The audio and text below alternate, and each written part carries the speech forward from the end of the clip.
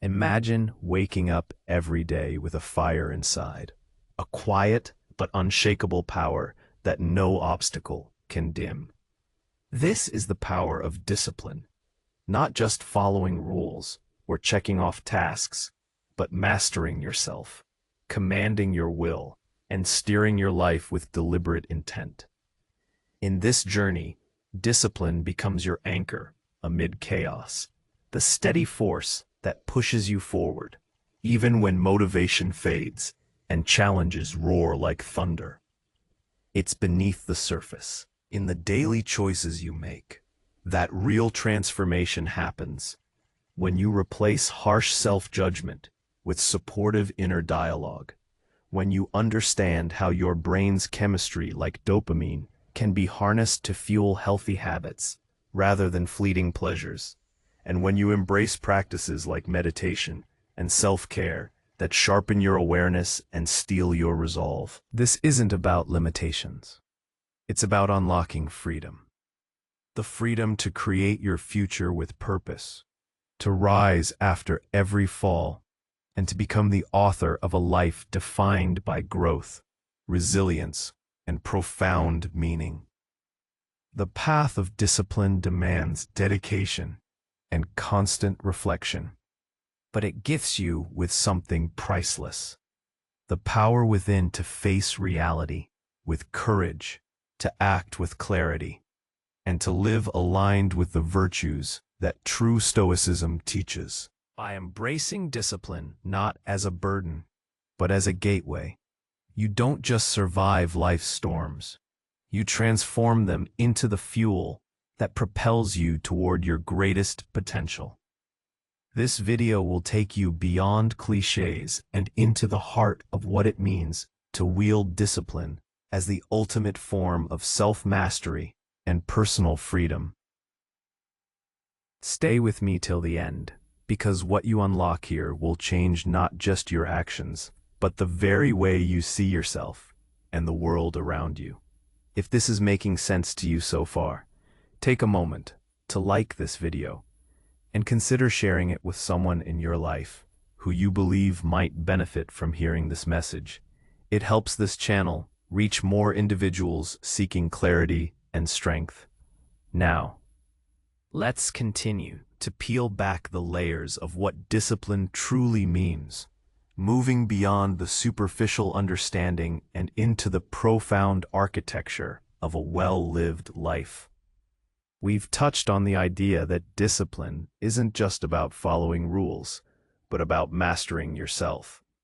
But what does self-mastery truly entail in a world constantly vying for your attention and dictating your desires? For the Stoics, self-mastery begins with an unwavering commitment to understanding what is truly within your control and what is not. This fundamental distinction, often called the dichotomy of control, is not a philosophical parlor trick, but the very bedrock of emotional resilience and effective action. Most of us spend an inordinate amount of energy trying to control external events: the weather, other people's opinions, the outcome of our efforts, the fluctuations of the market. And when these externals inevitably don't bend to our will, we experience frustration, anger, and disappointment. This is where discipline steps in. It is the rigorous, daily practice of redirecting that energy inward, towards your judgments, your impulses, your desires, and your aversions. Think of it like this: your external world is a turbulent sea, constantly shifting and unpredictable. Your internal world, however, can be an unshakable island, a citadel of reason and peace. Discipline is the process of fortifying that citadel. It means recognizing that while you can't control the waves, you can control how you react to them, how you navigate them, and whether you allow them to capsize your inner tranquility. When you consciously choose to focus on your effort, your character, your choices, and your responses, you are exercising self-mastery. You are deciding with deliberate intent, that your peace and your virtue are not contingent on external circumstances. This is not passive acceptance. It is an active, disciplined declaration of sovereignty over your inner life. It's the moment you choose patience over irritation in traffic, kindness over judgment in an argument, diligent effort over procrastination in your work.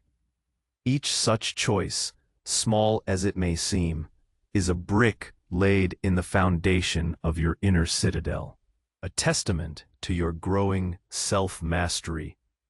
This isn't just about feeling good. It's about acting rightly, regardless of how you feel, because you have disciplined your will to align with reason and virtue. One of the most powerful insights the premise touched upon was the idea of harnessing your brain's chemistry, like dopamine, to fuel healthy habits instead of fleeting pleasures. The Stoics didn't have neurobiology, but they understood the mechanics of desire and aversion remarkably well. They knew that our minds are constantly seeking pleasure and avoiding pain, and that this instinct, left unchecked, can lead us astray from our true purpose and well-being. Dopamine is often called the reward chemical, but it's more accurately the seeking chemical. It drives us to pursue rewards, to explore, to achieve.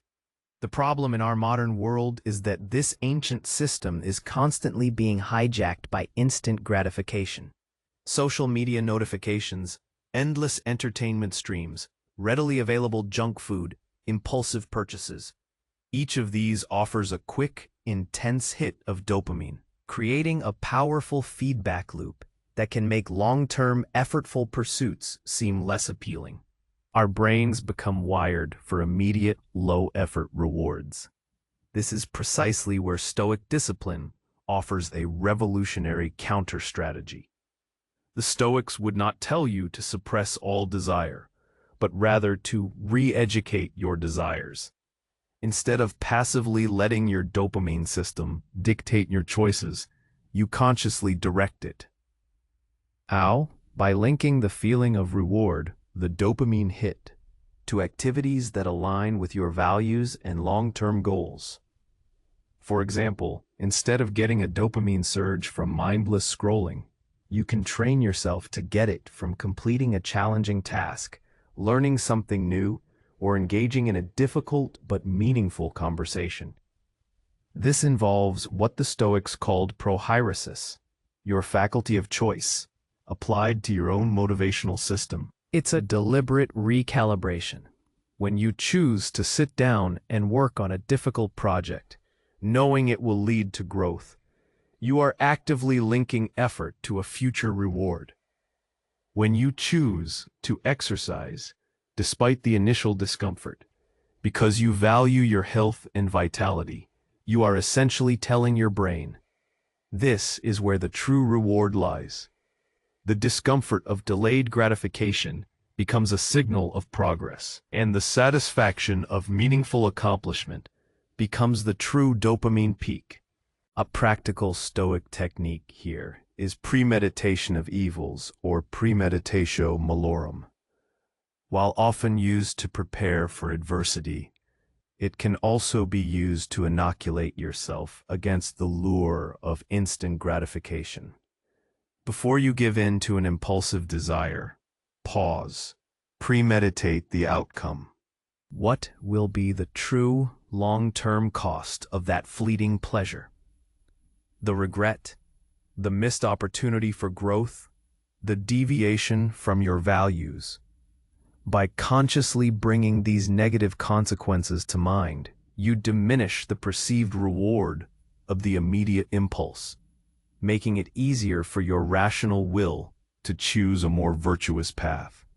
Conversely, when facing a challenging but virtuous task, premeditate the positive outcome, the pride of completion, the skill gained, the satisfaction of living aligned with your principles.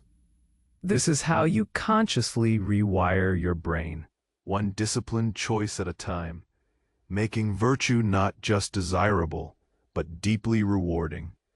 The premise also briefly mentioned replacing harsh self-judgment with supportive inner dialogue. This is a critical component of Stoic self-mastery, often overlooked in favor of more overt actions. Many of us carry an inner critic, a relentless voice that undermines our efforts, magnifies our failures, and tells us we're not good enough. This voice isn't just unpleasant. It's profoundly counterproductive to discipline and growth. How can you consistently pursue virtue if your internal narrative is constantly tearing you down? The Stoics understood that our inner dialogue shapes our reality. Epictetus famously said, "It's not what happens to you, but how you react to it that matters." And that reaction largely stems from our interpretations and the conversations we have with ourselves. To cultivate a supportive inner dialogue isn't about blind positivity or denial of reality. It's about applying reason and objectivity to your self-assessment. Firstly, practice what the Stoics called proseuche, or attention.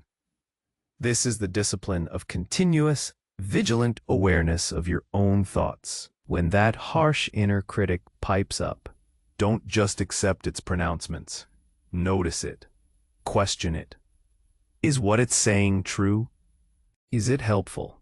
Is it based on objective fact, or merely an emotional reaction? Most importantly, is it within your control to change it? Instead of saying, "I'm such a failure for missing that deadline," a Stoic might reframe it. "I missed the deadline. This is a fact. What led to this? What can I learn from it?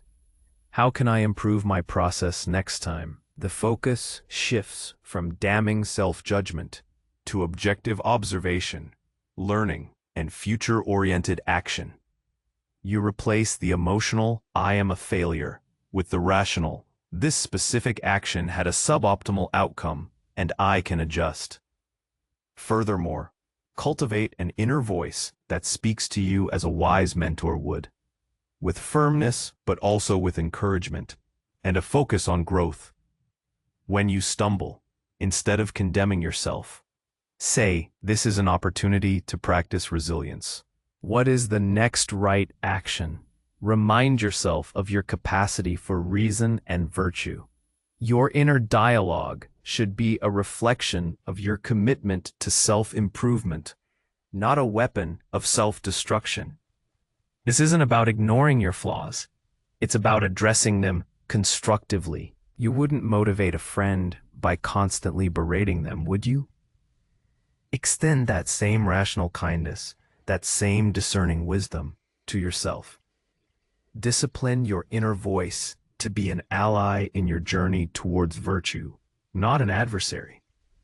This continuous, mindful management of your internal narrative is one of the most powerful, yet often neglected, forms of self-mastery, directly influencing your capacity for consistent, deliberate action in the external world. The premise also highlighted the importance of practices like meditation and self-care. While meditation in the modern sense might conjure images of sitting cross-legged, the Stoic approach to these practices is deeply intertwined with daily discipline and the cultivation of reason. It's not about escaping reality, but about engaging with it more skillfully. For the Stoics, meditation wasn't just about clearing the mind, it was a rigorous mental training. This included practices like 1. Reflective journaling. Every evening reviewing your day.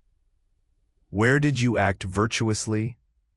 Where did you fall short? What temptations did you overcome or succumb to? How could you have applied Stoic principles more effectively? This isn't self-flagellation. It's a disciplined audit of your actions and thoughts, a commitment to continuous learning. Seneca famously did this. "I examine my entire day and go over my deeds and words." 2. Morning preparation. Starting the day by setting intentions. How will you face potential challenges? How will you embody wisdom courage, justice, and temperance today. This proactive mental rehearsal primes your mind for virtuous action. 3. Negative visualization, premeditatio malorum. We discussed this in terms of dopamine, but it also applies broadly. Deliberately contemplating potential setbacks, losses, or difficulties, not to dwell in negativity, but to prepare yourself emotionally and mentally. By anticipating hardship, you diminish its power when it actually occurs, fostering resilience and an appreciation for what you have. This makes you less likely to be derailed by the inevitable bumps in life's road. 4. Mindful awareness, prosoche.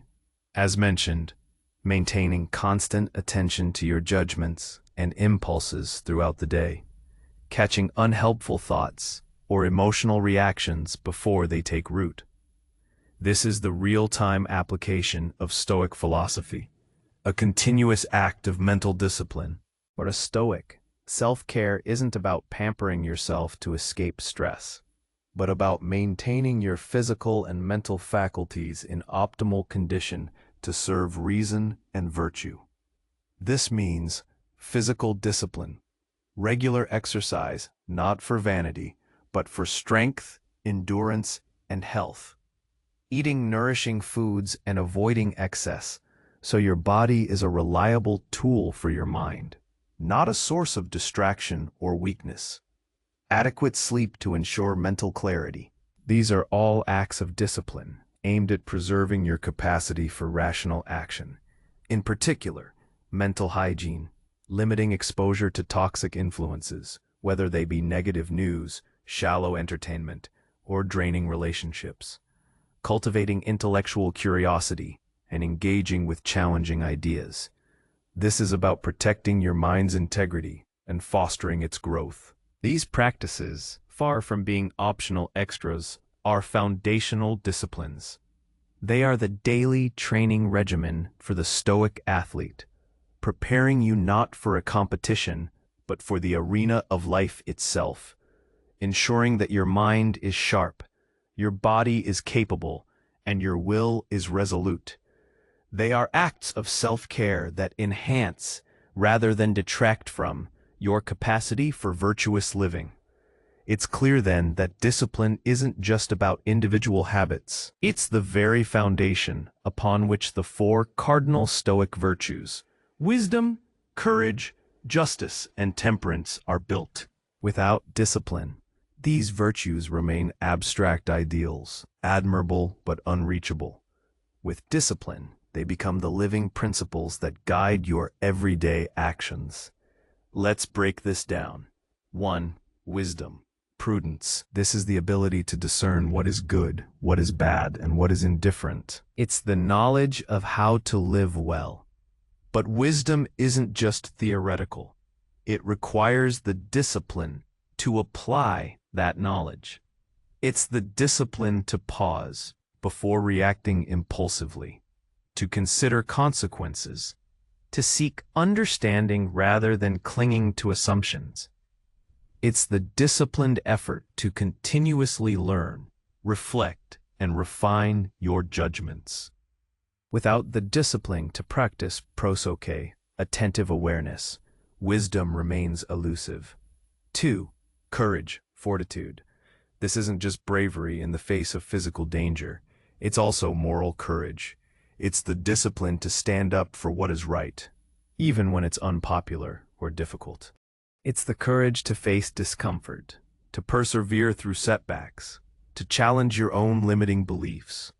It's the discipline to endure the arduous process of growth, to step outside your comfort zone, and to embrace challenges as opportunities for strengthening your character. The disciplined action aspect of courage means doing what is necessary, even when fear whispers otherwise. Justice. This virtue means treating others fairly and acting in the best interest of the larger community. It requires the discipline to overcome self-interest, prejudice, and short-sightedness. It's the discipline to listen empathetically, to consider different perspectives, to fulfill your duties to others, and to act with integrity in all your interactions. Justice demands a disciplined mind that prioritizes the common good and understands its interconnectedness with all humanity. It's the discipline of putting aside personal grievances for a higher principle. 4. Temperance, self-control. This is perhaps the most obvious link to discipline. Temperance is the mastery over your desires and aversions. It's the discipline to resist fleeting pleasures that lead to long-term harm, to moderate your indulgences, and to control your passions. It's the discipline of living simply, without excessive attachment to externals, and exercising moderation in all things. Without discipline, temperance is impossible. It is the very act of disciplining your impulses, appetites, and reactions that allows you to live with self-control and inner calm. Every act of discipline, whether it's waking up early, sticking to a difficult task, resisting an unhealthy craving, or choosing a thoughtful response over an angry outburst, is a direct contribution to building these virtues within you. Discipline isn't just a trait. It's the active training ground where virtues are forged, strengthened, and integrated into the very fabric of your being. It's the daily decision to not just know what is good, but to do what is good, consistently and with purpose. This brings us to one of the most profound and often counterintuitive Stoic insights. The idea that true freedom is found not in limitless choice, but through discipline. In a world that equates freedom with unrestrained indulgence, this can sound like a paradox. We're told that freedom means being able to do whatever we want, whenever we want. But the Stoics would argue that this is merely a different kind of slavery. Slavery to our impulses, our cravings, and the external forces that manipulate them. Think about it. Are you truly free if you can't resist a craving? If you're constantly distracted by your phone? If your mood is dictated by the latest news cycle or someone else's opinion? No, that's being a slave to your appetites, to external stimuli, to the whims of others. You might feel like you're choosing, but often you're merely reacting to external triggers or internal compulsions. True Stoic freedom is liberation from these internal and external masters. It is the freedom that comes from self-possession. When you discipline yourself to control your reactions, to choose your thoughts, to align your actions with your values, you become immune to the dictates of circumstances and the caprices of others. You gain the freedom to decide your own course, irrespective of how the winds blow. This freedom manifests in several powerful ways. Freedom from emotional turmoil. Through the discipline of distinguishing what's in your control, you free yourself from the tyranny of anger, anxiety, and frustration over things you cannot change. You choose your emotional landscape. Freedom from external dependence. By disciplining your desires and attachments, you free yourself from needing specific outcomes or possessions for your happiness. You become content with what is, and resilient in the face of loss. Freedom to act virtuously. Discipline frees you to do what is right, even when it's hard.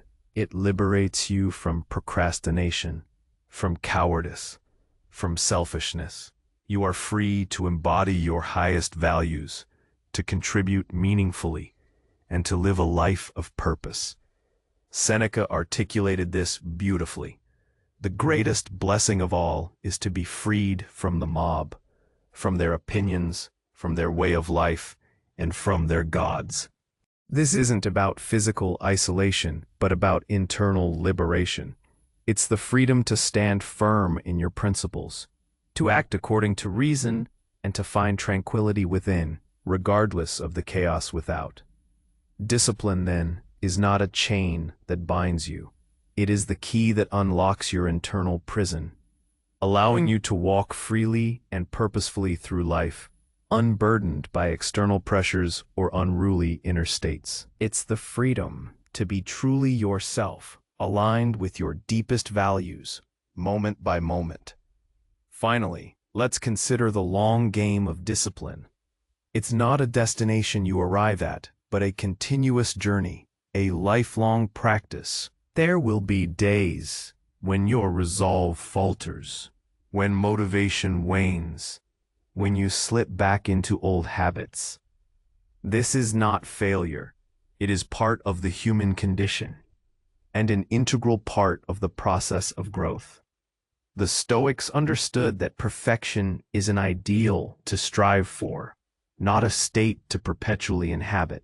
The discipline here is in getting back on track.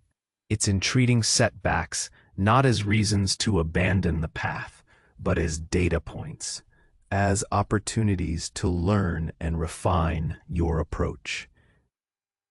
This requires what the Stoics called ascesis, or spiritual exercises, a constant training, a perpetual sharpening of your mental and moral faculties. Just as an athlete doesn't train for one competition and then stops, so too must the Stoic practitioner engage in continuous self-improvement, forgiveness, and self-compassion. When you stumble, avoid the harsh self-judgment we discussed.